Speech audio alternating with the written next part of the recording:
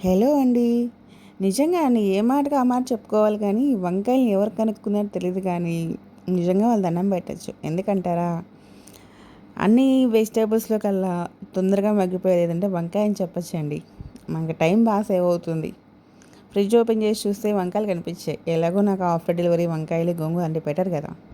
So, ఒకసారి వంకాయ కూడా తినేద్దామని చెప్పేసి వంకాయ కర్రీ చేశాను.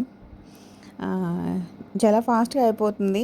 అందుకనేసి బ్యాచలర్స్‌కి గానీ, టైం లేని వాళ్ళకి గానీ సేవ్ అవుతుందని చెప్పేసి పోస్ట్ చేస్తున్నాను వీడియో తీసి. వంకాయల్ని 2 ముక్కలుగా కట్ చేసుకొని సాల్ట్ వాటర్‌లో ఒక 5 మినిట్స్ ఉంచాలి. తర్వాత తీసేసి కొంచెం ఆయిల్ ఎక్కువే పడుతుందండి రెసిపీకి.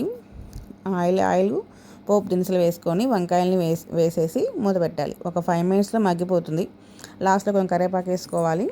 ఈలోపు మగ్గేలోపు మన కారపొడి కోసము చట్నీ పప్పు ఉంటాయి కదా, చట్నీ పప్పు, జీలకర్ర, సాల్ట్, కారం వేసుకొని ఒకసారి మిక్సీ పట్టుకోవాలి. మిక్సీ పట్టుకుని లాస్ట్లో వెల్లుల్లి వేసుకోవాలి. వెల్లుల్లి వేసుకొని ఒకసారి మిక్సీ పట్టుకుంటే కారపొడి రెడీ అయిపోతుంది. ఈ కారపొడి స్టోర్ చేసుకోవచ్చండి. ఎప్పుడు కావాలంటే అప్పుడు యూస్ చేసుకోవచ్చు. కాకరకాయలో కానీ వంకాయలో కానీ టేస్ట్ బాగుంటుంది కారపొడి యూస్ చేసుకోవడం వల్ల.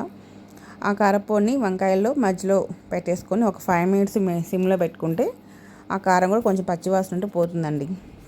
అంతే అండి, రెసిపీ ఈజీ. చాలా చాలా ఫాస్ట్గా చేసేసుకోవచ్చు. వేడి వేడి అన్నది కొంచెం నెయ్యి వేసుకుందండి, చాలా బాగుంటుందండి.